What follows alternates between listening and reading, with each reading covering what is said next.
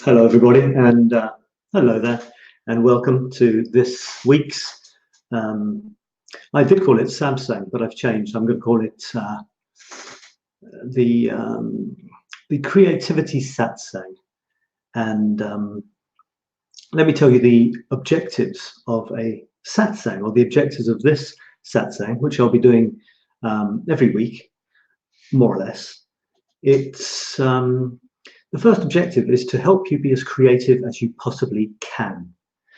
I hope through sharing my creative stuff that you will be inspired. If you're not already wonderfully creative, and I'm sure many of you will be or are, then I hope to inspire you through sharing my creativity and helping you to be even more creative, or if you don't feel that you're as creative as you can be, to be creative. So in my sharing my work, it's not really about me. It's more about me showing you how I managed to be quite creative, and then for you to ask me questions about that, about your own creativity, and to get a bit of a discussion going. So the first objective of this SATSANG, this creative SATSANG, is that to make you more creative. It's as simple as that. The second objective is to make me more creative, because if I am creating this stuff for you, I mean, I've put together a show with 9 sections, and for me to do that pushes me to be more creative as well. So there's that side of it as well. If I'm not creative, then I won't have anything to share with you, and I won't be able to inspire you, which is actually part of one of my great philosophies, and that is the creative cycle, as I call it. And I guess I invented the term, but I mean, I didn't invent anything really. And that cycle is learn, create, share. So from your point of view, maybe you'll learn something today, maybe that'll inspire you to create something, and then maybe you'll feel ready to share that. When you share it, other people will see it and be inspired by you. They will learn from you. They will then be inspired to create, and they will share their creation. So, for example, if I inspire you in any way to be creative, please share your creation with me, and then you will inspire me to be creative again. And it's a beautiful circle that goes round and round. Let me just quickly talk about SATSANG, or SABSANG, as I like to call it. Today is the Sunday SABSANG. It could be Saturday. I'm going to try and make it Saturday or Sunday. And just adjust something here. So the idea of a SATSANG is to share, to create it's not exactly a forum, it's a guided exploration. And the traditional satsangs from the Eastern tradition are about the deepest questions in life, the universe, and everything. And they're great. And what happens is there's some person who shares some ideas, and then the people who are listening reflectively, it's very gentle, very, I'm not saying passive, but it's a very welcoming, safe type of environment. Someone shares something that they have to share, and then people will ask questions. The person who is sharing will answer the question, and there could be an exchange, and otherwise they'll move on. So that's the way it works. In this case, I want to make it a creativity-based thing. So in other words, it's the same sort of thing, but I want creativity to be the major part of that, because I believe that creativity is one of the most wonderful ways of actually leading a great life and feeling that you're living a fulfilled life, a satisfying life, and a worthwhile life, which comes back to my learn, create, and share thing. Creating doesn't mean anything if you're just creating for yourself. Well, I'll put it that way. That's the way I kind of feel. I only feel that my creations mean something when I've shared them with the big wide world, and hopefully got some sort of comeback as well. So there's 9 sections to this. Let me take you through them. The first one's going to be a musical meandering, and this is a challenge. You will see that this is a challenge which is going to be ongoing over the weeks and months and years. And I'm going to be playing you a little bit of music, but you'll see it's only notes. It's just random notes. And I hope that with a wonderful instrument that I've got hold of. I bought it a year ago. I haven't got into it. It's amazing. It's perfect for this, but I can't play it. So I want you guys to inspire me to learn it.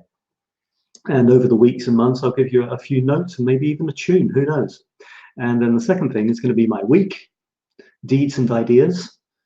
Is that what I called it the last time I wrote this?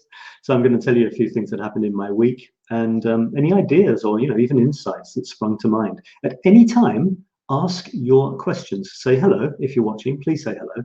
That would be nice. I know I've just started this, so at the moment maybe no one's watching, but say hello and I will say hello to you, and then ask me a question and I will answer your question, and it'll be fun and interactive. So weekly deeds and ideas that have come from those. Then I'll talk about a couple of my Paris Photo Chronicles, which is one of my major creative efforts at the moment. It's only an 18-year project. So if you want to get any inspiration from me at all, then read my daily Paris Photo Chronicles, where I do spend quite a lot of effort trying to put together a text, a small text, which goes with a photograph, which is also supposed to be creative. And I publish the damn things every day. And I've managed to do it for nearly 600 days in a row now. I did it before for 1,000 days in a row. And then I did other things. And now I'm back on track. I needed to get inspired again. And this is amazing. So whatever else I might say, I might do, I can say that I create and publish an artistic photograph, street photo of Paris, and a supposedly vaguely interesting or meaningful text every day. So, you can ask me about that. How do I do it? I'm not quite sure how I do it, but I could talk about that. Then I'm going to talk about a productivity tool that I have stumbled across, and of course, in the creative spirit, created and made it my own. Because I love tools and things, but I don't like it when I've just taken somebody else's tool. I like to make it my own, and I have done so. It's colorful, it's in a mind map type of form, and it helps you to be more productive and to see how your week is going. Your week and your month, in fact. A journaling tool.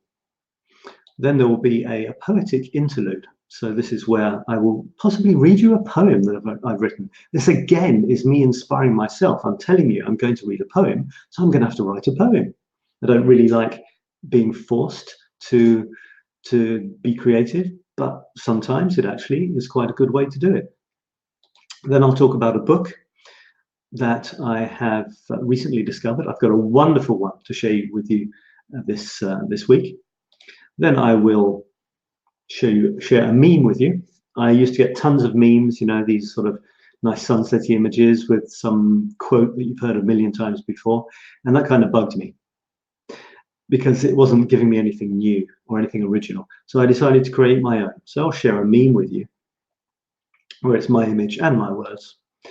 And artistic leanings is where I will share a painting or two that I'm working on, or even that I've finished. So again, this is me putting myself out there to inspire myself to be creative, to inspire you to be creative. And this beautiful, virtuous circle will go round and round. We'll all be wonderfully creative together, and everyone will be happy and live creatively ever after.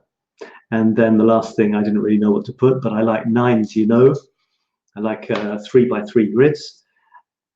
Although you wouldn't believe it by those old paintings behind me, but I'll show you 3x3 grids later. And this is what creative things are in store for us. So let's go back to the beginning. This is which makes me slightly nervous because at least I'm not going to sing. Let's put it that way. Let me show you my amazing musical drum, and I'm going to play you a few notes. I have to do this with the microphone. I hope there's not any sort of dirty underwear or anything lying around. Okay, I'm going to do that. Hope the microphone doesn't fall off. All right, here we go. This is a RAV drum, and it sounds amazing, and it sounds like this. Hope you can hear that. Do say hello in the comments if you want to, because it would be lovely to know if anyone's watching and or listening, so that I can say hello to you. So it's a drum, musical drum called a RAV drum, and I saw someone doing a similar type of thing to this, talking a satsang, and he had this beautiful drum and he played a bit and it sounded amazing. All I can do is hit it and not make any tunes really, but let me show you what it sounds like. It sits on your legs like this.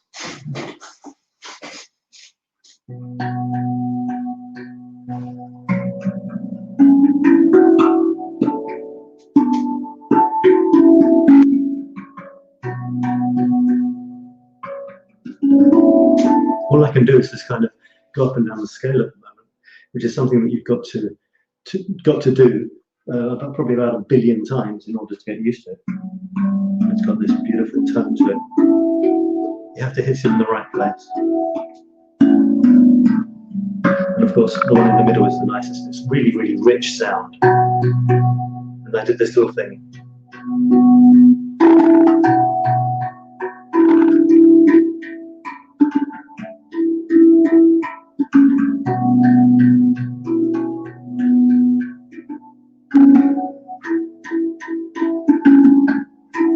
That's all I can do. But it sounds rather nice, don't you think? And it just resonates for ages and ages, and it's just amazing. So this is my RAV drum, and this is what I hope I will be able to play you a tune on, and I'm going to push myself and try and make something a little bit musical next week. So that was my musical interlude. I hope it was okay for you. And it might seem strange to you, but that was actually quite nervy for me to do. You know, it made me quite nervous because, well, you can imagine when you haven't done something before and you're performing it and you don't know what you're doing and you might look stupid and it might sound horrible and this is one of the things about creativity or daring to put yourself out there or put your work out there. When we create, we tend to feel that our creations are our babies. Even those notes, it's almost, I could have felt that those notes were me. And if you found the notes horrible, you'd be finding me horrible. And it's like with the painting, you know, how nervous are we to show a painting or to read a poem or to publish some work or some books, you know, or a short story. Or, you know, to show a photo because we're worried that people won't like it or they'll make a nasty comment. And we'll take it personally. We'll think they're criticizing us. And this is one of the big, in French they say, a break, like something stopping you from advancing. You're worried about what's going to happen. It can stop you from advancing so much that you don't even start. I don't know if you've noticed this. Sometimes I stare at a canvas for ages before I even touch it with a brush. You know, like when I say ages, I mean years sometimes. But I've got over that, and now I'm producing regularly because I don't associate myself with my work anymore. Okay, it's easy to say that, and it's maybe not 100% true, but to be honest, when I put a brush stroke against a canvas, is that really me? If someone sees it, will they think of me? And if they like the brushstroke, they'll like me, or vice versa. I'm not convinced of that anymore. I think we've just got to produce. We've just got to produce. Our job as creative people is to create, and then create some more.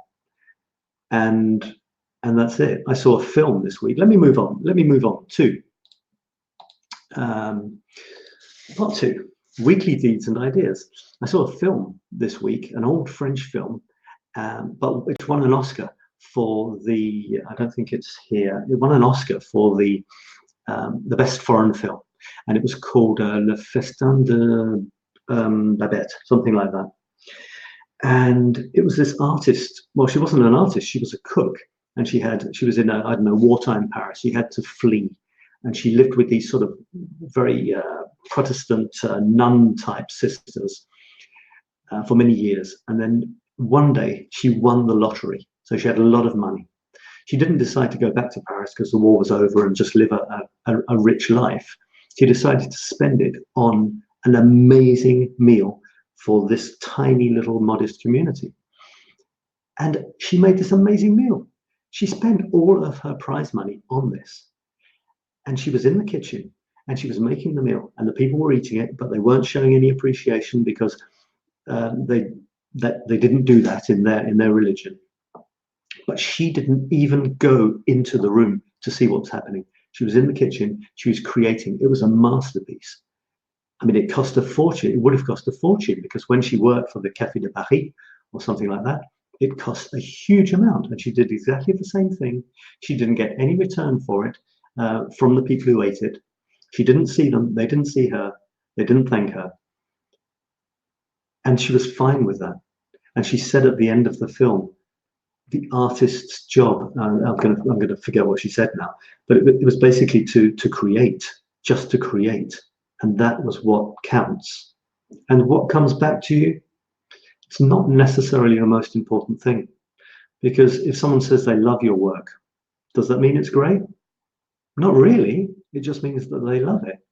Because someone else might say they hate it. Does that mean it's crap? Well, not really either. So we shouldn't really worry too much about what happens when it's out there. There's a good chance it'll touch some people and it'll make their lives richer.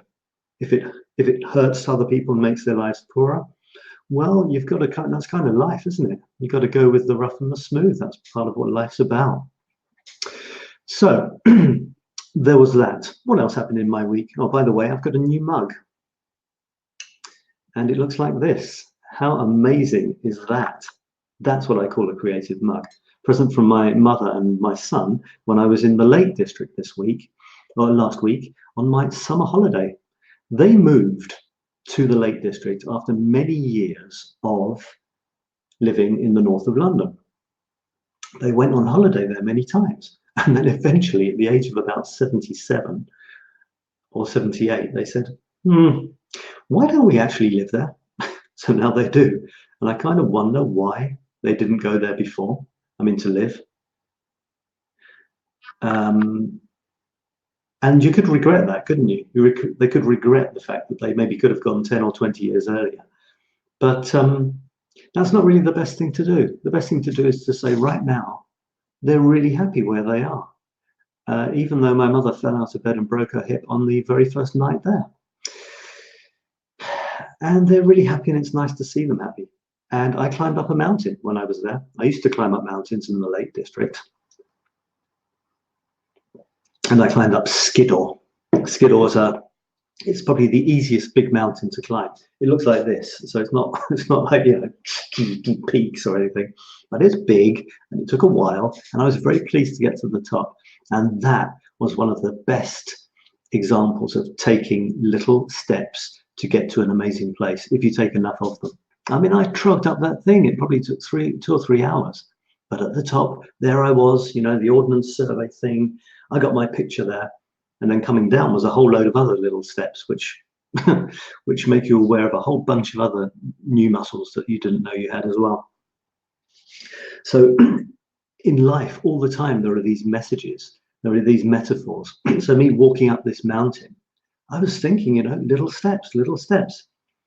I even think that when I'm on the way to the train station, you know, when you go into the train station, which is just down the road, to get there, you have to take little steps and you don't ask yourself, yeah, but maybe I'll do it tomorrow, you know, you don't put off the little steps that you need to get to the train station, to get to work or to get to the supermarket to buy your food. So why do we put off the little steps that will make us amazingly creative? So I tell myself this when I'm in situations where I'm taking little steps and they're fine. There's no effort. You know, I go to the supermarket, I'm not thinking, oh God, after 10 steps, oh God, I can't be bothered taking the 11th step. Maybe I'll take it tomorrow or maybe the next day because tomorrow's Sunday, that's my day off. No, you just take the damn steps and you get there, you get to the supermarket, you buy your bread, you take some more steps and you get home. So we've got to treat creativity in that way. At least it helps. What else have I done in my week? Well, I climbed the mountain and I discovered jigsaws. I discovered my old round jigsaws when I went to my parents' new house. And you know, jigsaws are really important part of my life now, and they're very symbolic. I call my paintings puzzle paintings. They're painted on 3x3 squares, so it's 3 squared, and that makes 1 big square with 9 little squares in it. And they can be changed around, and the pattern stays the same. So to actually see those jigsaws, maybe that sowed seeds in my mind from many, many years ago when I used to do jigsaws as a child. And now, I mean, just look at the thing in the top left. If you can see that, it's me in a jigsaw piece. So you can see how important jigsaws are to me, and in particular jigsaw pieces. I love the idea of the jigsaw piece because we're building the puzzle of our life piece by piece. And it's a huge jigsaw. There's many pieces to it. You could say every day is a piece. You could say every event, every person we talk to is another piece in the jigsaw. And every time we take those little steps, we paint another painting, or we place another brush stroke even. That's part of the jigsaw. Every time we read a book, or read a page of a book, or read a word, if you like, that's part of the jigsaw. And this is something that is coming back to me more and more. Creativity is about action. To be creative, you have to take action. You have to take steps. And if you're not taking the steps, you're not being creative. I have this kind of, it's a bit of a harsh way of looking at things, but I consider if I say I'm a painter, if I can't say that I've painted in the last 3 or 4 days, I don't feel that I can call myself a painter anymore. If I haven't written in the last 2 or 3 days, I don't feel legitimate saying that I'm a writer, and so on. So I kind of hold that standard up to others. I ask them, you know, if they say they're an artist or they're a painter, this is maybe as a coach or as a friend or as an encourager. If they haven't painted in the last week, they're not a painter. You know, they've stopped being a painter. You could say you're a painter if you're painting. You could probably say you're a painter if you painted today or yesterday. But stop saying you're a painter if you haven't painted for a week or a month or a year, because you're not. You can be one again as soon as you start painting, but right now you're not. That's a way of looking at things. It doesn't mean it's true or anything. It's a way of looking at things that can help boost you and make you. You know, you can have a standard. I've got to paint every week or even every day. And there's a productivity tool that I'm going to show you later, which is about that. It's about helping you to be as productive as you can. Okay, let me, where am I? Weekly, all right, I think I've done, oh yes!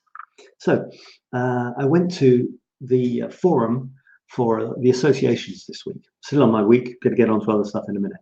And I decided to start a new class, something I've never done before. It's a physical one, but not too much. I don't know if you've ever been to walking around in the park and you've seen people doing these strange movements like this sort of, they don't make that noise. Tai Chi. I'm going to start doing Tai Chi lessons. And the guy who sold me on the course, I had this in mind, I wanted to do it, said, oh, and by the way, we do something else called a Qigong or something beforehand. So he spent quite a while trying to explain to me what this is. But I'm just going to start. I'm going to start next week, and I'm going to tell you what it's like. I'm hoping it's going to combine a physical side of things to a more spiritual way of looking at things. I don't get too much into the energy stuff and all that, because that's not necessarily my thing. You know, I see all of these systems where people talk about, they have systems to explain things, you know, like chakras or energy channels or alignment or God knows what. That's fine. That's fine if it helps them, if they like it. That hasn't, you know, it hasn't done anything for me so far, those explanations. I just see them as as stepping stones on the way to a deeper way of seeing things, and that happens to be theirs. But I'm going to enjoy it. I'm going to turn up. I'm going to do the funny movements that they asked me to do. And I think there's a lot of inner work. They call Tai Chi and Qigong maybe inner martial arts. The movements are movements which are linked to fighting, like pushing, pushing people away or blocking a fist. But they're done so gently. They're supposed to be internalizing all this stuff or something like that. I'll tell you more later. So I'm looking forward to it. Okay, let me move on. Right, do say hello if you want to. You can even say hello if you're watching the replay. That'd be fine. Leave a comment. I can't see your comments right now, so the only way I can see them is if you're on the page, Infinity Coaching page. Okay, so if you're not, then I won't see your comments. The only way for me to see your comments is to comment on that page. So go to Infinity Coaching if you're watching somewhere else, and I'll see your comments. Okay, now let me move on to the next thing. So this is Paris Photo Chronicles. This is my major creative drive right now. And I am publishing a creative Paris photograph and a creative text every day. And if there's any way I can encourage you to be creative through my own example, this is it. And I'm going to show you a few of them. This requires me to share my screen. I hope it's going to work. And here we go. Right, so I just have to choose the thing. Okay.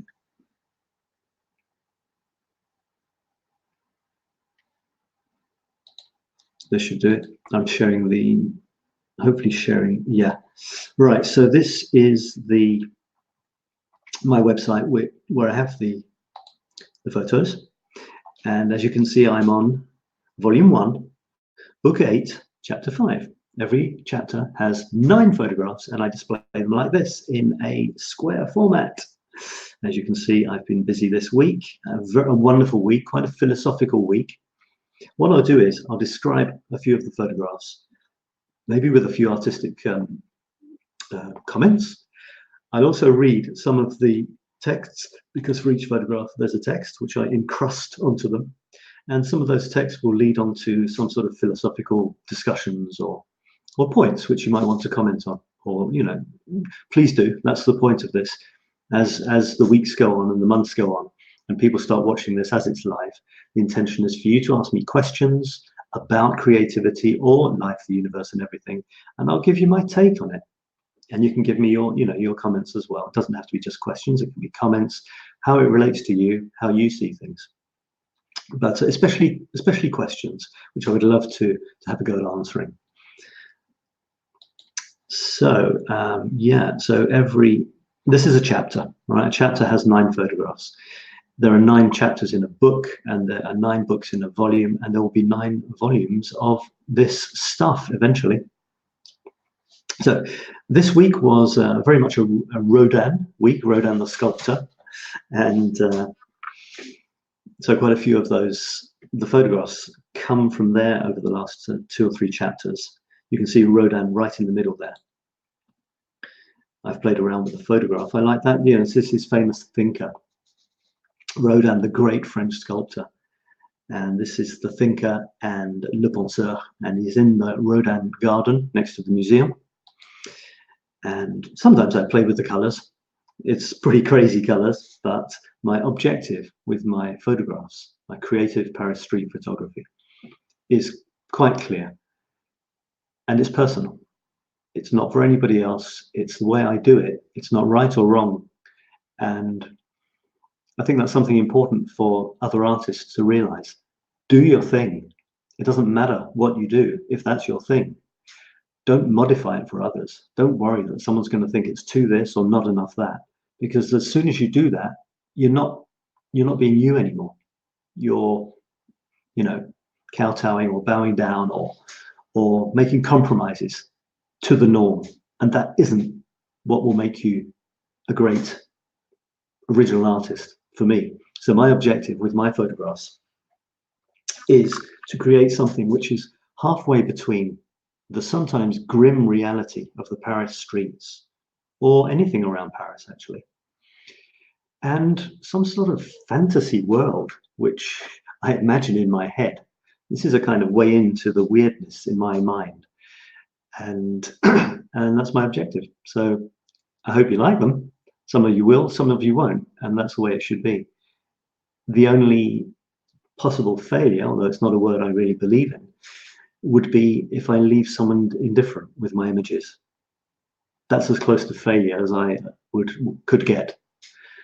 It doesn't matter if people don't like them, but if they're moved by them, if an emotion is stirred, then I feel that it's been a worthwhile exercise. This is in the Marais, wonderful mosaic. And I do talk about the mosaic as something which is starting to inspire me. And I'm thinking of incorporating this sort of chopped up, broken effect into some of my paintings. There's a couple here in the corners on, in fact, corners of buildings. So this is a wonderful corner in the on one of the islands actually, and it shows some of the mixture, the mishmash of old and new signs that you get.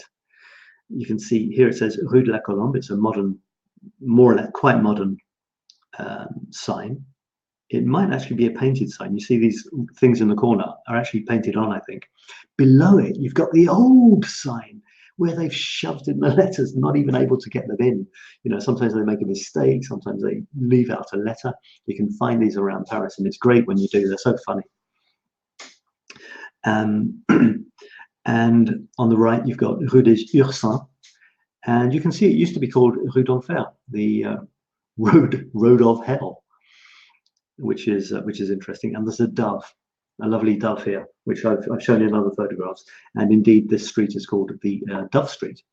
In the other corner is another corner, and this is one of the narrowest streets in Paris. It's called the Fishing Cat Street, Rue du 𝘾𝗂𝗏𝗂𝗁, Fishing Cat Street, and it's one of my favorite for photographs. Every time, not every time, but every time I do a photo tour in the Latin Quarter, we go past this street, and I stop and I get people to take photographs. I was with a couple of lovely ladies recently, and one of them was pretty much obsessed with lamps. So you can imagine in Paris there's lots of quite nice photogenic lamps. So she was stopping every few paces. Oh my God, there's a lamp. Oh, look, there's a lamp. We'd lose her sometimes, and she'd be, you know, photographing some lamp that she'd spotted somewhere. And I do get people to try and get a shot of this, showing all those three lamps going down, and also, very important, not having it touch. It's very difficult, but not touching either side, and if possible, having someone going by at the end. If you're unlucky, you've got some sort of bin, but that might be a bin there. But I think this screen thing here is actually on the banks of the Seine. It's one of the bouquinist book stores on the banks of the Seine. So those are two that I'm now trying to have some sort of artistic wholeness to the grids of 9 as well. I'm not going over the top on that because it's another thing to try and be creative with, but I am bearing it in mind. You know, sort of angles, like an angle of this one side and this the other. They're both corners. They've both got signs. So there's that sort of coherence. This one is just funny in its own right. I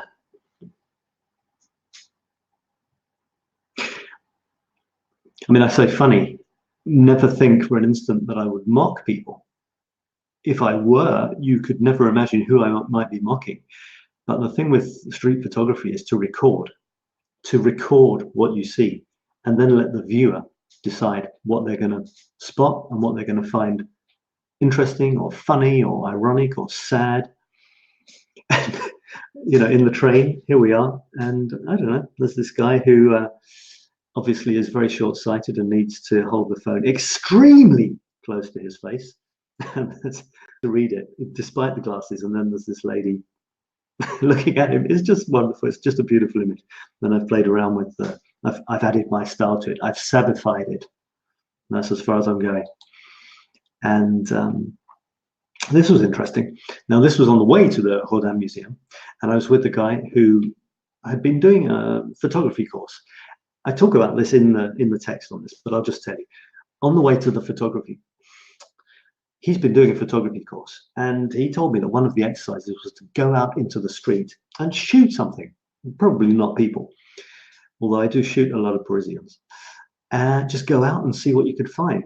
And I said, being the way I am, go on then, do it now. Stop where you are and do it now. So he, well, maybe he did, maybe he didn't. I can't remember, but I did, because, you know, I'm pretty obsessed by that sort of thing. And right behind my side was this bollard thing, and look at it. Look at that, how beautiful that is. It's just amazing, the texture and everything. And then you have to sort of, that's not enough, you know, you've got to do something with it. You've got to play with the camera angle. You've got, let me read what I've said, and you'll see how sometimes I go into these big philosophical rambles, but sometimes I just give a straightforward, you know, comments on photography and stuff like that. Do feel free, if anyone's watching, to ask a question or make a comment. You know, say hello. You're not say you're there, so that I can see you, and I'll say hello to you as well. Yeah. So what I said about this, let me read it. Wandering through the streets of Paris with a photo impassionado. I invented that because I'm creative, you know. The way I do. He mentioned a lesson he had where you just went out into the street and took random shots at anything or invented something. So I stopped dead in my tracks and asked him there and then what he would spontaneously capture that could vaguely be called interesting. I won't say what he saw, but a foot away I spotted a strangely scaly planet, or possibly an alien eye on a stalk, probing the upper atmosphere from the underworld. Or maybe a battered bollard on the curb, but I favour my first hypotheses. With semi-abstract subjects, you need to imagine less obvious intimations of lens worthiness. Crazy textures or peeling paintwork works. Circles and lines are nice. Rough rubbing smooth and plants nuzzling pavements are perfect. Not forgetting the oft ignored yet ultimate argument. You like it. P.S. Wild composition opens worlds. So I tried in a very small space to give quite a lot of the elements that can help you make an abstract, random sort of street shot interesting. And probably the most interesting thing there for me is when I say, not forgetting the often ignored yet ultimate argument, you like it. If you like it, then it's great. Forget anyone else. If you enjoy it, if you enjoy taking the shot, imagining the shot, and the results of the shot, it is great. It is successful. Don't go any further than that. There's no need to. And if you like it, there's a good chance someone else will too. What else have I got here? All right. Yeah. I'm going to get this. This is a funny one. Look at. I could tell you why she's got her arms like that, but I won't. I'm just going to leave it. Leave it like that. It looks like she's going to dive into. I say this in the text. It looks like she's going to dive into her McDonald's.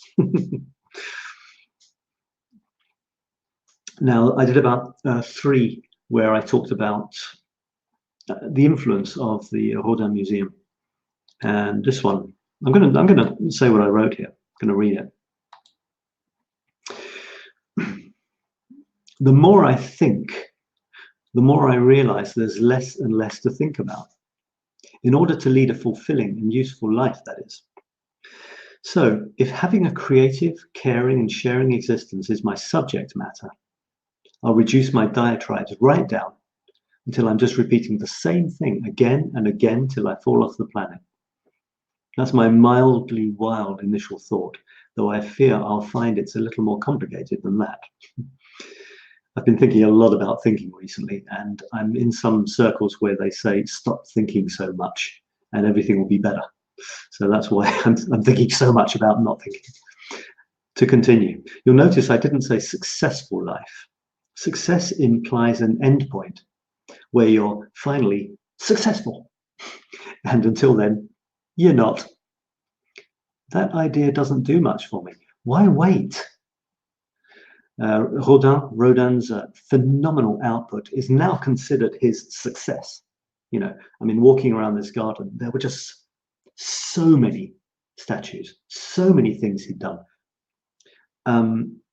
You don't just liberate a lithe lovely from a chunk of raw rock on an overnight bender.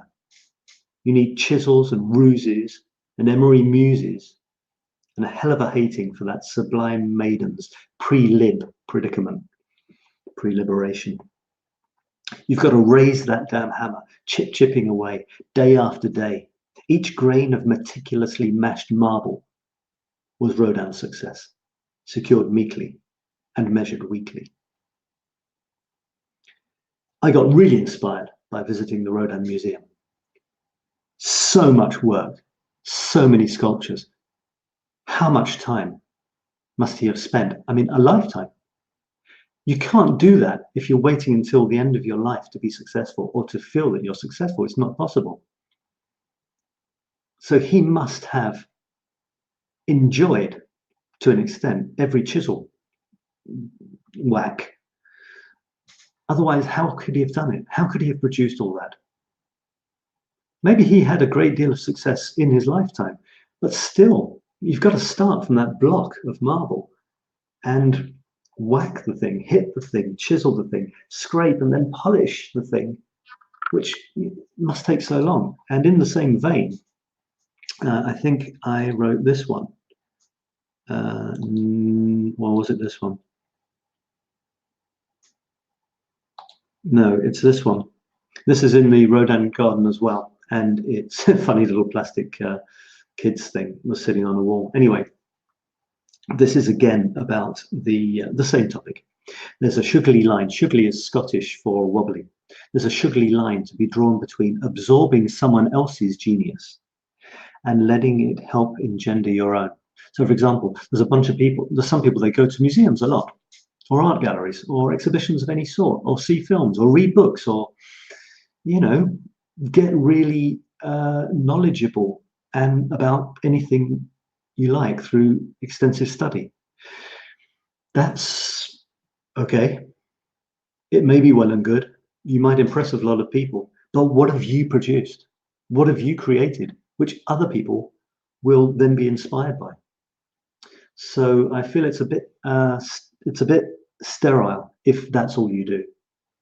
You've got to find the balance between absorbing and outputting. That's what I'm on about, and it's my opinion. That's my personal opinion. As ever, if you're visiting more modern art, more art exhibitions, or watching more Netflix than producing original stuff, you might want to rethink your infinite options, because we do have infinite options. Do we use them? Do we use even one of them? That's the question to ask.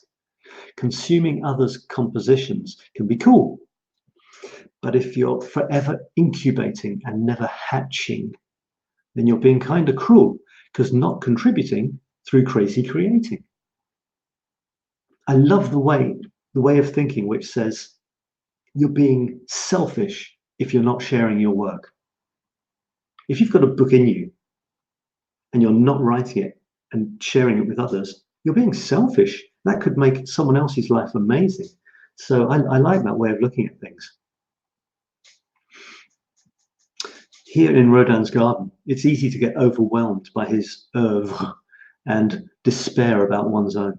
For me, his prolific output inspires greatly. Apart from several smiles, that's my When Lady Eiffel Smiles, it's these photo chronicles. Apart from several smiles, he's also stirred a couple of pithy ponders. It's made me think a lot, which is maybe what I shouldn't be doing so much of.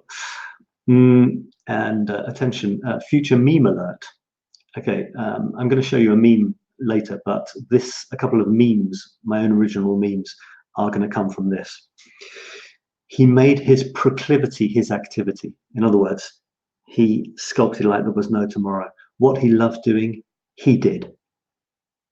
You know, he didn't want to sculpt, but was a banker all his life. No, he was a sculptor, whatever it took. And he made his action his satisfaction. I don't know if this is corny or not, you know. He made his proclivity his activity, and he made his action his satisfaction. I like it. Why not? He treasured every chisel blow. He made his action his satisfaction. In other words, he didn't wait until it was finished to enjoy it. I'm imagining this is what happened. You know, he got satisfaction from each chisel blow. It's like if you're writing, get satisfaction from every sentence you complete, and then you're continually satisfied. That's one of the reasons why I have managed to be productive on this current streak. It's coming on, it's 600 now, 600 days in a row of producing a photograph like this and a text, which takes some effort. That's not saying anything about its quality. How do I manage it? Well, I manage it, I can tell you, because I have a very short, I need instant gratification, basically. And I've found the only way I can get that creatively is by writing something and being able to publish it, get rid of it, basically, get it out there and move on very quickly. And a day seems to be my limit. My sweet spot is a day. For others, it could be a year. If you're writing a book, write a page a year. Sorry, write a page a day, and you've got a 365-page book at the end of a year. I can't do that. Although if I did, I'd have to be like someone like Dickens or Zola. They published their books weekly in a sort of rag, you know, magazine. Shame if, you know, around about chapter 36, they realized they should have written chapter 2 differently. But anyway, I need that. I need to be able to get something out there quickly. And that's why I'm working on small paintings at the moment, because I can finish them relatively quickly. Anyway, there's that. And I'll just finish this section, which is on the Paris Photo Chronicles. Do say hello in the chat if you want to, and if you want me to say hello to you, I would appreciate it. It'd be nice. And do ask questions as well. Look, I've even got one of these saying, ask your creative questions in the chat. How about that? All right, I'll just read one more, if there is one. Yes, and it's this one. It's the self-portrait. I call these perturbing self-portraits, and I also call them creative disintegration. I discovered the interest, the fascination of taking self-portraits about nearly 20 years ago. So it was way before selfies. It's nothing about, you know, it's not this sort of a, you know, hello. No. It's more than that. I call it creative disintegration. And I'm watching myself get old and die, which might sound a bit harsh, but it's a way of looking at life which is really helpful and really interesting, and it's creative. It forces me to be creative. Every 10 days, I have to publish an image which is nothing like any other self-portrait I've ever published. At least it has to be original. Same thing with the Eiffel Tower. I want to take, my series is called When Lady Eiffel Smiles. She's my muse. I take photographs of it, or her, if you like, regularly. They have to be different. They have to be different. Otherwise, I've failed as an artist. I don't believe in failure, but you know what I mean. So this is a challenge. It's a huge challenge. And this was a fun one. I was in the train, and I bought a coffee. And on the cup it said, cafe in hand, coffee. It was in the Eurostar, so they kind of played with the two languages. Cafe in hand, the world at your feet, and endless possibilities ahead. I love it, you know. Okay, it's kind of, you know, cheesy, but it's true, you know. You're on the train, you're going from one country to another. Yes, I have a cup of coffee in my hand, which is very important to me. The world is at my feet, and the possibilities are endless. What did I say about that? Do I have time to quickly read that? Okay, funny, as I've just committed to cut caffeine after 2 p.m. Yes, I have, except on Sundays. But life is, isn't it? My coffee crush is more of a morning thing anyway. Anyhow, I've decided to repeat myself here a lot. Do fewer things, more and better. More satisfaction, more frame and fame, more impact, more ease, less distraction and disease and dis-ease. Seriously, I'm getting real mono-action focused, just like in the one thing, that book, do one thing at a time. Only I'm me, so that's got to be 9 things, but it's a single, beautiful, hell of a cool, let me tell you, Rainbow 9. My current fave success definition is to be visibly progressing daily towards a really cool outcome. You've got the target, but what gives you the satisfaction and the success is the daily progress. In other words, you take continual, bouncy steps, positive, fun steps in a fun direction. Note well, the steps are where the fun is. It's common to encourage little baby paces, little ones, to bolster our resolve, to not overwhelm us. But why belittle our daily actions? Why belittle? Every brush stroked, sentence spawned, meal prepared, and smile shared is an earth-shattering monument to that unique moment. Put moments together if you must, but there's only ever one. This one. That's my creative output in terms of Paris Photo Chronicles for this week, folks. Moving on to my productivity tool. This was fun, and it comes from a book that was going to be my book of the week, but it's not now because I found another one. The book of the week, actually, it doesn't come from it, but the guy who wrote it inspired this tool. It's called Atomic Habits. I'll probably talk about that next week. It's about small habits, small changes that make an amazing difference over time, like compound interest. It works exactly the same in creativity. And the productivity tool is something I created from, it was a boring list, black and white boring list. I hate those. I don't do it that way. So I created something which, if I can share another screen with you. Hello, I'm back. Share another screen, and this time it's going to be this tool, if I can find it. All right, so here it is, and to protect the innocent, I've used the name Miriam, and it's a mind map. Actually, it's I am a kind of a mind map aficionado. I've done some pretty complex, amazing ones. I don't seem to be able to do simple, boring ones. This tool is great, and I really encourage you to give it a go. It's based on journaling. This is something that can really help you to be creative. Journaling is about writing down your thoughts every day.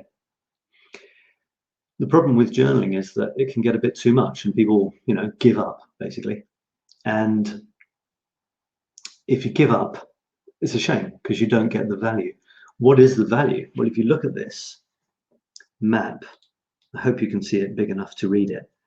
Some of the values are in these little things around the edge, okay? So it motivates you because you're excited to write something great at the end of the day. You're excited to say, I did it, yes, or I did this. What you do in the middle is you put a goal, you put an objective or a habit that you want to develop, or just your life, what happened today. It motivates you to do stuff instead of doing nothing and sitting on the couch. Progress. You can see your progress. Let me just cut ahead and just say that one of the problems with journaling is you think it's going to take too long, so you don't do it. This gets rid of that problem. You do 1 sentence a day, 1 measly sentence, and you look forward to it, and you can do it. It's easy, it's fun, it's exciting, it's motivating, and you see your progress. So down here in the bottom where it says month, in this nice colorful little box, you write the month, like September. These are the days of the month, 1 to 31 or 30, and they're chopped into rainbow colors. And every time you write something here, at the end of the day, you put a cross here to show that you've done it. And you see the progress going across the top, making crosses. Do it with a pen, not with a computer. It works better. It works much better if you write with a pen, if you still remember what those are. And if you put a cross, it's highly motivating to do that. So 𝗪𝗡𝗨 𝗪𝗓, that could mean, so maybe it's someone wanting to work on their health. They want to do something good for their health every day. Could be, you know, or could be a creative activity. You want to paint every day, but you can't fail. Say, for example, you decide you want to paint every day, but you have a day which you miss, or you have a day off. You haven't failed. Don't give up. This is a journal to talk about painting every day. So if you didn't paint that day, you write in the journal, had my day off, thought about a new painting. That's it. So you put your cross. The aim is to have a continual row of crosses here going across the top. You see here? So you write your sentence here every day about the topic, how you felt. You can have bad days, write that it was a bad day. You can have great days, write that it was a great day. You might have an idea for your topic, write the idea. You know, must do this, did this, it was great, never do this again. You know, whatever it is, it's just wonderful, wonderful fun tool. And you have a row of crosses going along here, which goes to the end, and the pink one here down the middle, down the bottom, is day 31. It was a month with 31 days. So it's really fun and helps you with reflection. What else helps you with learning? You learn from your experiences. Discipline. Do it every day. This is a great discipline. If you can do one sentence a day, maybe you can write a line of your story or of your poem every day, or a page of your book. You see, it's this compound effect. It gives you confidence and helps you take those little steps that are so important. And if you think about it, everything's done by little steps. You know, even if you write hundreds of words a day, you're still doing it word by word, aren't you? So you could say the only way is by little steps, but you can have steps which are bigger or smaller depending on how you feel.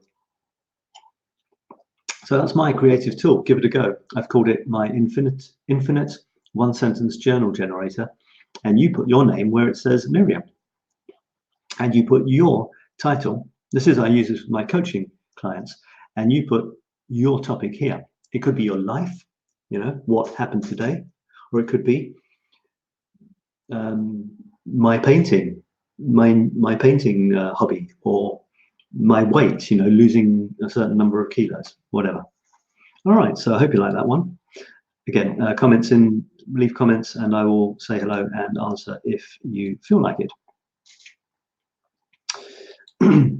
As a satsang, the idea is that eventually people will be asking questions on the topic of creativity and life, the universe, and everything, because I think creativity is one of the most wonderful ways to access a successful and fun and worthwhile life. So that's why I'm insisting on the creativity side. By sharing my creative stuff, I hope to inspire you to be creative as well. So I make no claims to anything other than the stuff I've just created, and I'll share it with you, and you can say what you think, and you can tell me what you think as well of what you're creating. Let's move on to number 5. As time goes on, how are we doing? Okay, it's been an hour. Some satsangs last an hour, some last 2 hours. I'm aiming for something in the middle. As people ask more questions, it'll maybe get longer, but that'll be more fun as well, because it'll be interactive. Poetic interlude. Now, this is another example. Let me just get rid of this screen. This is another example of where I'm putting myself out there. Okay, I'm talking to a camera. Maybe there's no one there. Maybe there's a lot of people. Maybe people will watch on the replay. But I'm still opening my heart and soul, especially with a poem. Can you imagine? Okay, the poem I'm going to share is no big deal. It's nothing too heavy. But it's still a poem that I wrote. It's still my words, what I wrote. And it's putting myself out there. And I'm doing that to show you that if I can do it, you can too. I was going to say no one will laugh. Maybe they will, but it just doesn't matter, does it? So here's a poem I wrote last week. And again, it's on thinking. Let me see if I can find it. I have to show you the application window again. Yes, this one. Back to this one. I was inspired by one of my pictures to actually write a poem. Normally I write the poem and that becomes the text of the day, but I'd already written this, but I wanted to write a poem about thinking on top of this thinker picture. So I did, and here it is. You might recognize it a little bit. Tell me if you do. It's called thinksmanship. The more I think, tiddly-pom, the more I sink, tiddly-pom. The more I sink, tiddly-pom, in thinking. And nobody blinks, tiddly-pom, or slyly winks, tiddly-pom, or slyly winks, tiddly-pom, whilst drinking. Thanks, poo. So I don't know if you recognize that, but there is a poem by 𝗏𝗏, actually, called, I don't know what it's called, I've forgotten, but I did, what is it? It's The More I Think. No, it's not The More I Think, it's, anyway, I can't remember, but it's based on his poem. And I did my own take on it because people keep talking about thinking to me. And we get so taken up in thinking, and I'm in these groups which are various sort of you know, deep and meaningful groups. One of them, they're forever going on about thinking and how it's only your thinking and don't think so much and all the rest of it. One of them is called one of the approaches is called three principles. They talk about thinking, the mind, and consciousness as a way of understanding life with the aim of leading a happier one. I like all of these things, especially the idea that we're kind of creating our existence from the inside out, which is a wonderful way of looking at things, because it really does turn things around, and it helps you to not be as affected by external events. Possibly not be affected. No, you will always be affected, but to realize that it's we who are projecting stuff out there, and if we're deciding to be affected by some external event, that's kind of our choice. It isn't the external event that is making us feel such and such a thing. So that's the kind of thing about this. We do kind of get start drowning in thoughts. It could be thoughts about, I'm not good enough to do this. I'm not a real artist. I haven't studied enough. I don't know what I'm doing. I can't spell. I can't write. I couldn't write a story to save my life. And if I did, it would be laughable. All of these things, this thinking takes over and gets in the way of our creativity. And that's what this poem's about. The more I think, the more I sink. The more I sink in thinking. I need to remember what Pooh actually wrote about.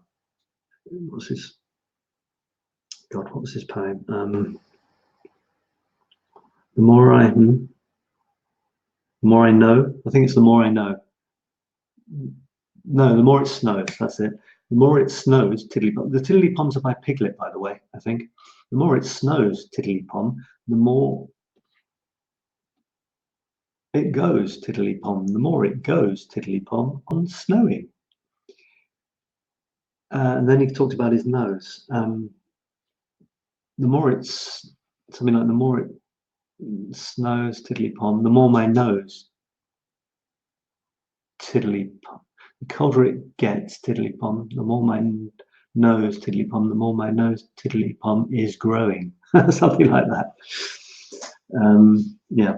So and so this is about thinking. Nobody blinks. We drown in thinking. You know, we drown. It's like drowning in drink. You sink into this thinking. You start thinking about the thinking, and you never stop. And you never get out. You never actually create anything. The second verse goes a bit deeper and tries to follow the rhyming scheme perfectly, because I'm a bit of an anal obsessive about that sort of thing. And nobody blinks or slyly winks whilst drinking the crap, drinking the bull, drinking the nonsense, which is stopping us from being in action and just creating. So that's good. So I like this approach. But the funny thing is, in these sort of groups about thinking and three principles and other groups like that, non-duality and so on, people are often talking about thinking as being this, they talk about it as though it's just been discovered, this idea of thinking making up our existence. But I opened this book the other day, just as a random, so it's on mindfulness. I'm not very sure what mindfulness is, but anyway, got this mindfulness for every day. There you are. And I open it from time to time. And I just opened it at random, I promise you. And it said, nothing to do with 3 principles or anything else. I just opened it like this, and it said, there it is. What we think, no, we are what we think. And all that we are arises with our thoughts. With our thoughts, we make our world.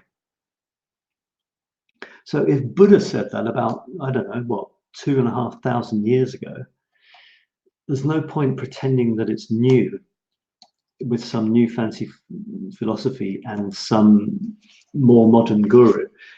Having said that, I don't think there's any problem with talking about this stuff because, and I think we should, because if you share an insight that you have, a creative insight, something that you think is worth sharing, then share it, because you might be the only person that will say that to the person you're sharing with in their life.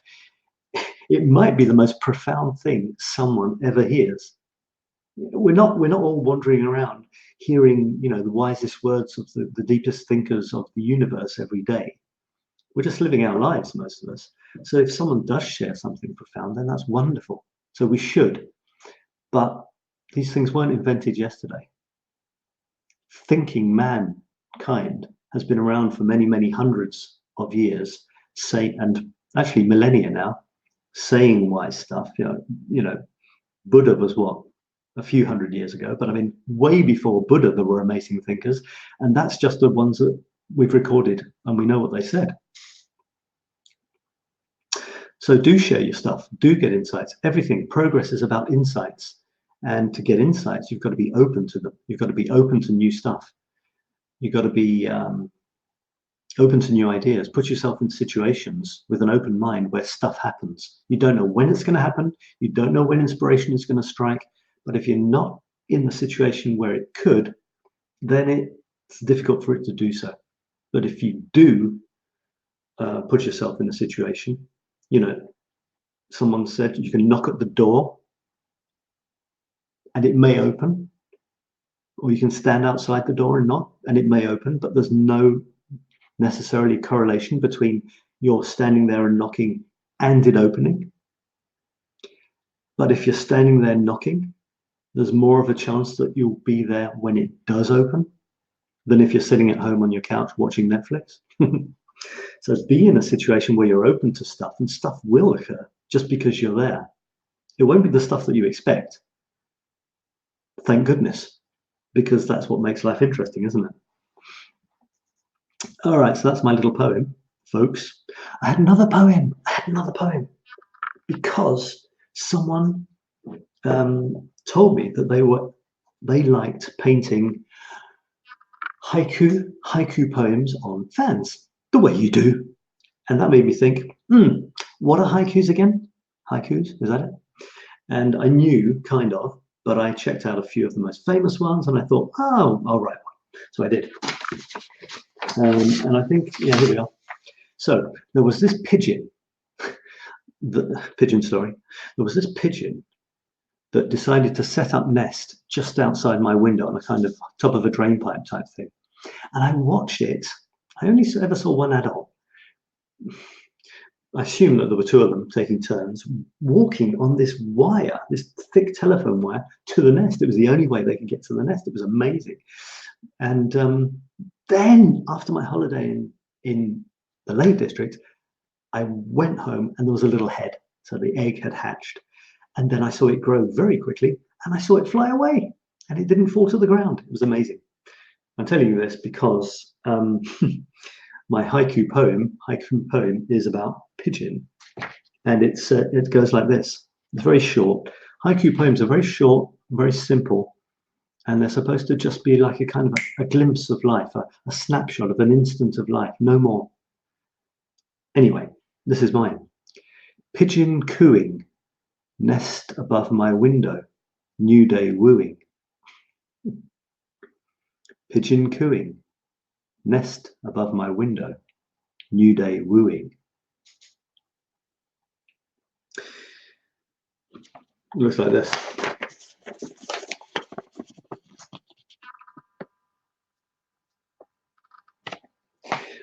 I won't explain it. I won't explain my thinking or any of my, stunningly clever wordplay, because to describe a poem, in other words, is really quite sad, I think.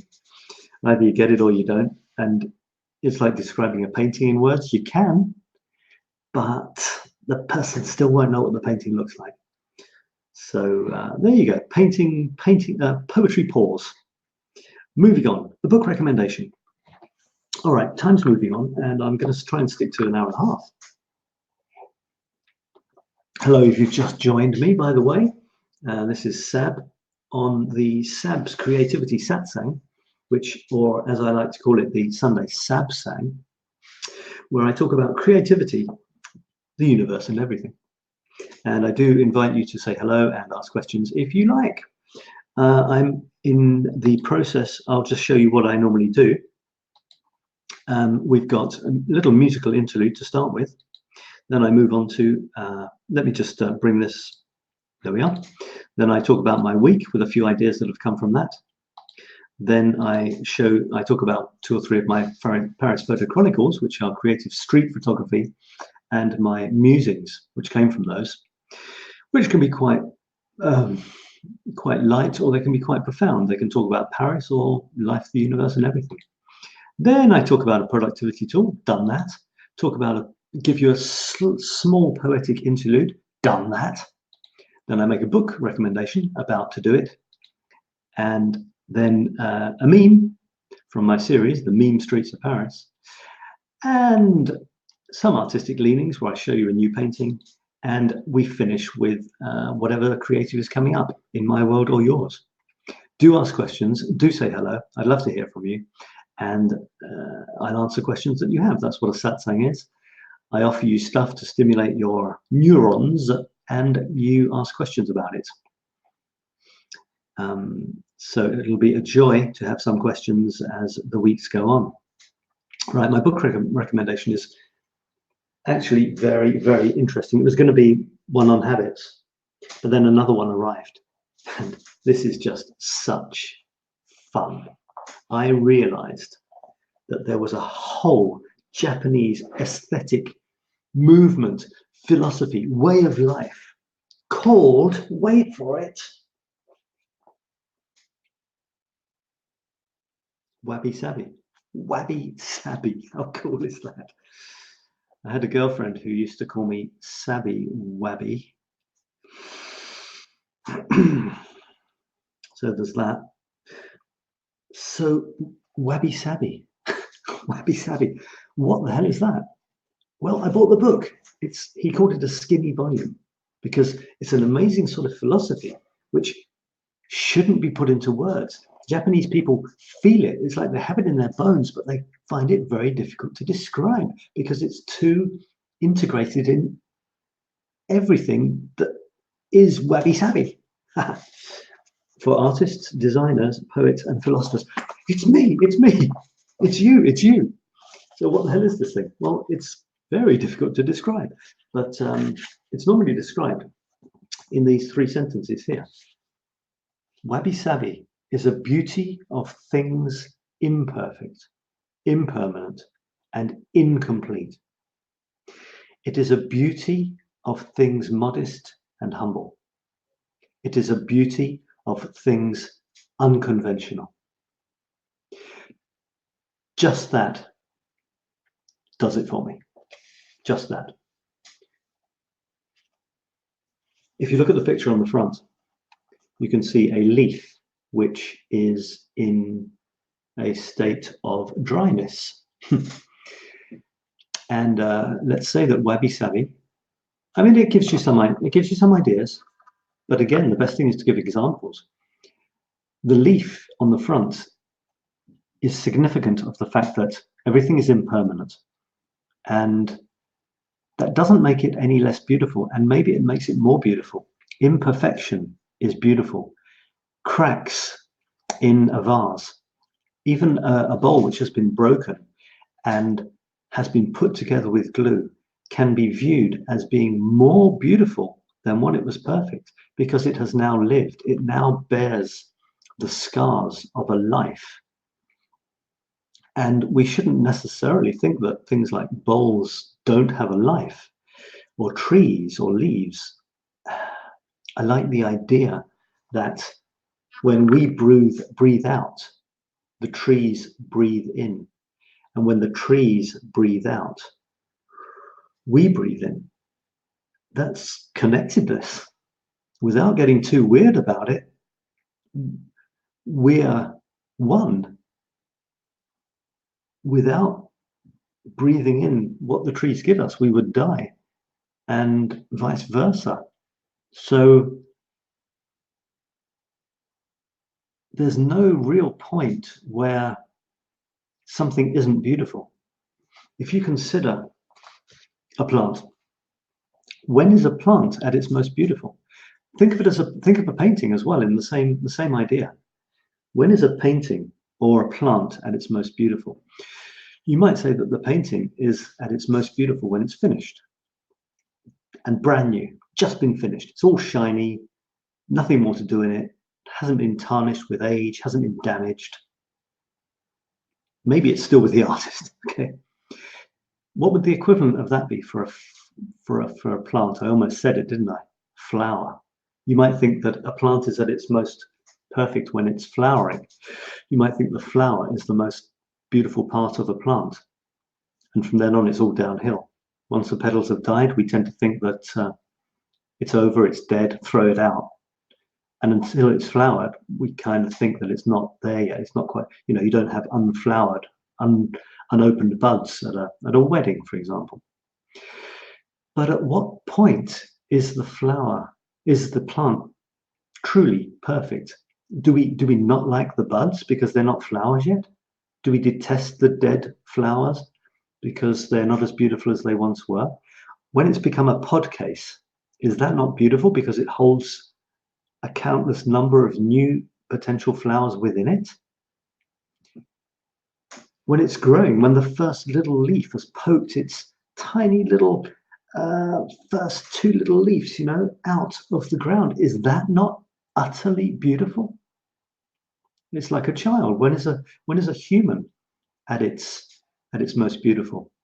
When they're, I don't know, 21 in the flush of young adulthood, or a tiny baby starting to walk, or an old person full of wrinkles and wisdom.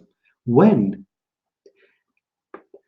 there isn't really a point. You could say you prefer one point of a flower, I keep saying a flower, of a plant's life to another, but you can't have one without the other. It's the same thing.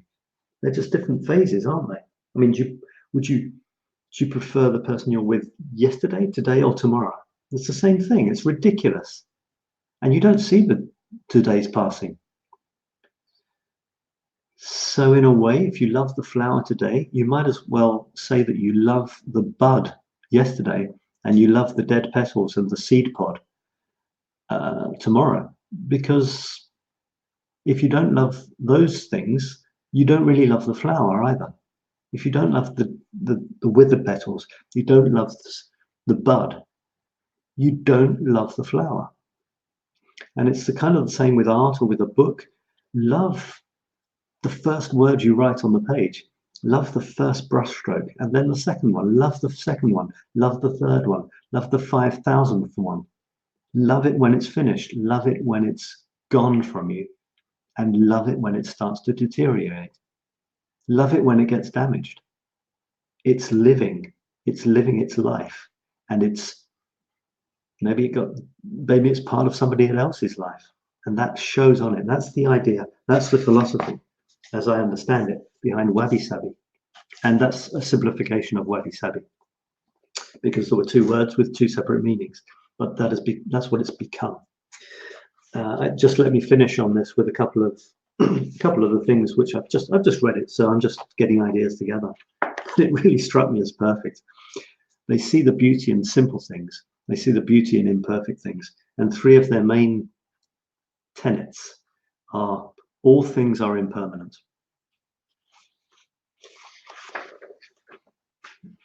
all things are imperfect and all things are incomplete. And that works well for me. I like it a lot.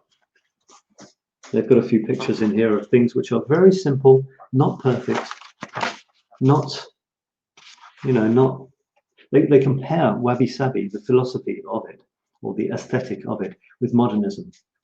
And there's actually a whole bunch of comparisons.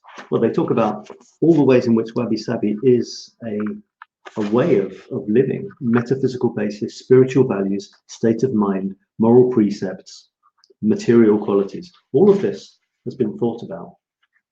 And it actually also compares modernism to 𝗦𝗪𝗪𝗶𝗹𝗶, as they're quite diametrically opposed, actually.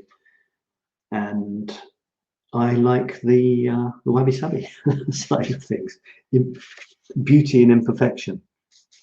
And I think that works very well for artists and even writers. You might say that it should be grammatically correct, but I mean, I read you something earlier where I invented a word because I wanted to. And there wasn't a word that said what I wanted to, and I enjoyed inventing a word. I mean, all words have been invented, haven't they? So it's no big deal. It's just things like academies and dictionaries which make us think that we can't. So that's my book. I'm not saying it's a book recommendation as such, but it's a book that I've read and I wanted to pass that on to you. Time's getting on and we're getting towards the end of this satsang. Do say hello if, you know, this is an interactive thing, theoretically. So when people do start to watch and feel happy to leave comments and especially questions, and I would love to have questions and reply to them. My aim is to inspire and to help you be as creative as you possibly can through sharing my stuff. So I want that to be done through you asking questions if you want to. Of course, you don't have to, no problem at all. Mean Streets of Paris, Meme Streets of Paris, and I'm going to share a meme with you. I did say that 2 memes are coming from a recent, yeah, there are 2 memes coming from this, I think it was. No, it's not that one, it's this one. And it's not that one, so maybe it's this one. Yeah, so here it says, meme alert. Rodin, with his amazing productivity and output, he made proclivity, well, this is going to be a future meme on some photo. He made proclivity his activity. In other words, what he loved doing, he actually did. And he made his action his satisfaction. He got his satisfaction from taking all those steps, not just waiting for the end result. As an introduction to my actual memes, the real ones, there's an Instagram page called Meme Streets of Paris. I thought I'd share, you can see there's a few there. I thought I'd share one with you, which is one of my favorites. Don't expect anything. That way, you're open to everything. We're always expecting things, aren't we? We're expecting things to turn out perfectly. We're expecting people to act the way we would like them to. We're expecting meals to be successful. We're expecting trains to arrive on time. We're expecting interviews to go well, or, you know, whatever. And as long as we do expect something, we're open to it not being like that. And we're exposing ourselves to it not being the way we expect it to be, and then we'll be disappointed or angry. But if you don't expect anything to be anyway, it doesn't matter what happens. You're open to it and you can get something from it. It's quite difficult to realize how much we expect things to be the way we think they should be, or the way we think other people want them to be. We can get blinded to that. We have all these labels, these social pressures on us, and we do it with others. You know, we expect people to behave a certain way with us. And when they don't, we get annoyed. And we're getting annoyed for often very silly reasons. And you can just go from one culture to another. They do it the other way, whatever it is. So it's just something to be aware of. So that's what my memes are. They try to combine something wise or meaningful or helpful with maybe something, a little joke or a wordplay or something like that. So there's a meme for today. Artistic leanings. Okay, this is really the last thing that has some substance to it, and I'll just finish off by saying bye-bye, basically. So the other artistic thing I do, which I would like to inspire you with and share with you and inspire myself, because it's a two-way process, is my painting. I've got back into painting in a big way recently, and I'm very excited about it. Recent paintings look like this. If I manage to show it to you before it falls off its little easel. This is a desktop version. Let's get rid of this. This is a desktop version of my 𝗏𝗏𝗁 paintings. It's a recent one I just finished. Okay, there it is. So you see it's on a little easel thing here, and it's desktop sized, and it's marvelous for desktops. So, and it's actually a luxury executive toy as well, because as it's a puzzle, my paintings are a puzzle. 3 by 3 squares to make a big square. There's no beginning and there's no end. So this can go down here, and it continues perfectly with no break. And this column can also go this way, and it continues perfectly with no break. So that's a recent one with lots of interesting little elements. Like this is a coin where my name is. There's jigsaw pieces and all sorts of interesting things. I'll show you one which is in progress. I'm only going to show you 2 bits of it because it's a biggie. It's 60 by 60 centimeters, and these are 2 of the squares from it. Now this is in progress, and it won't actually look like this at all. This is the underworkings of it. But so you can see that what I'm setting up here. You can see there's a jigsaw piece here already, which goes over 2. You see links there. You've got some coins, various coins, English and French, to show my origins. Anything else interesting there? Yeah, you've got another jigsaw piece here, and one here which goes down onto the next piece. Bits of wood or something, and yeah, various bits and bobs, and lots of texture, and it's going to be amazing. But it won't look like this. This is the secrets. This is the underbelly of the beast. Here's another one which is in progress. Very similar. Well, it's the underbelly again.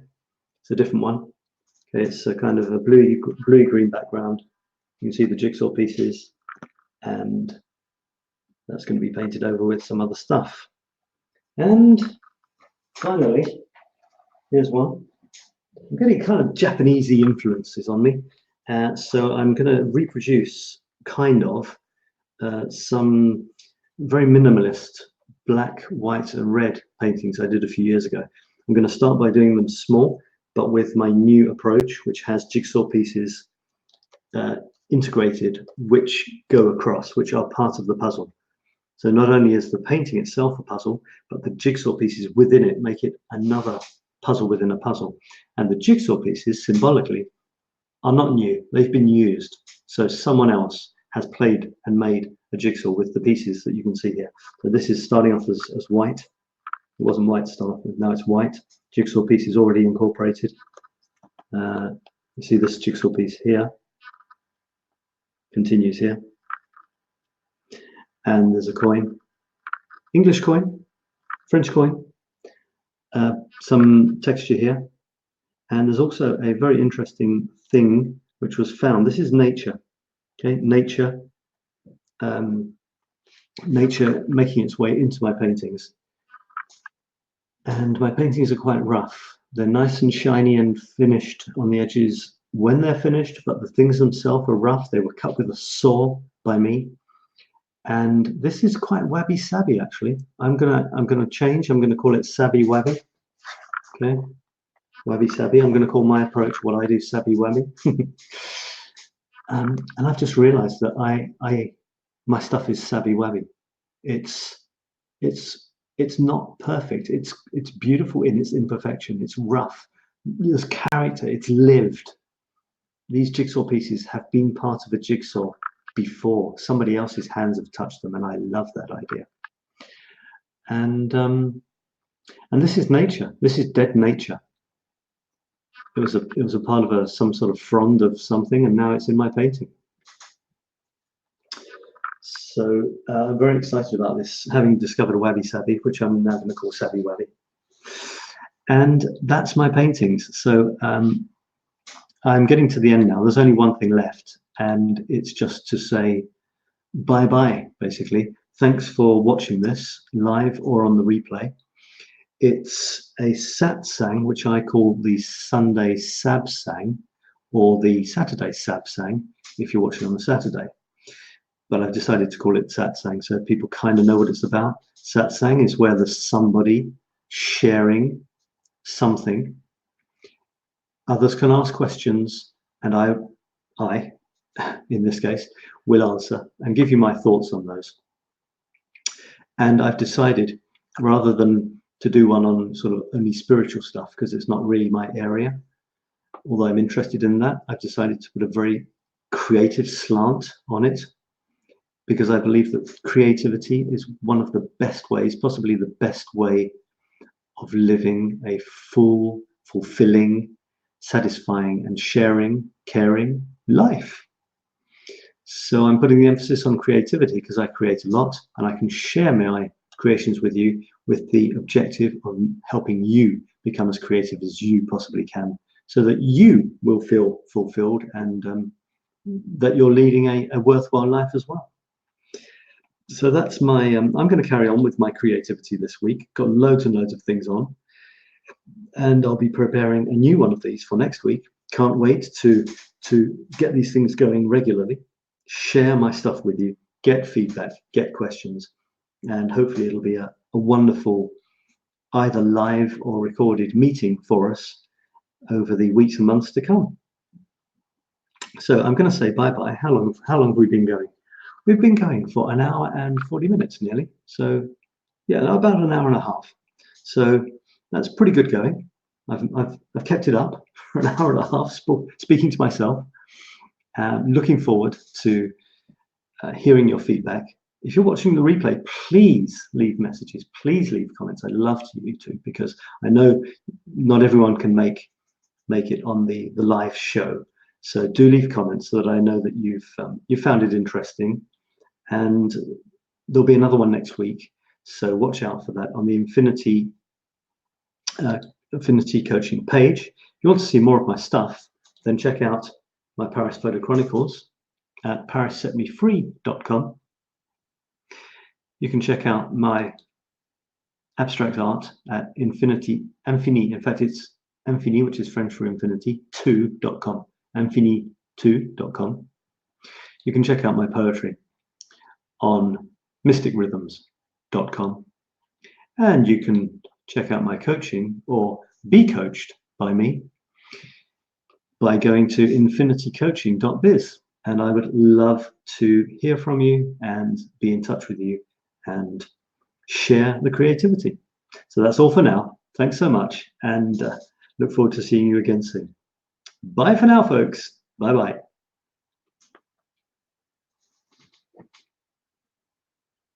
Cheers.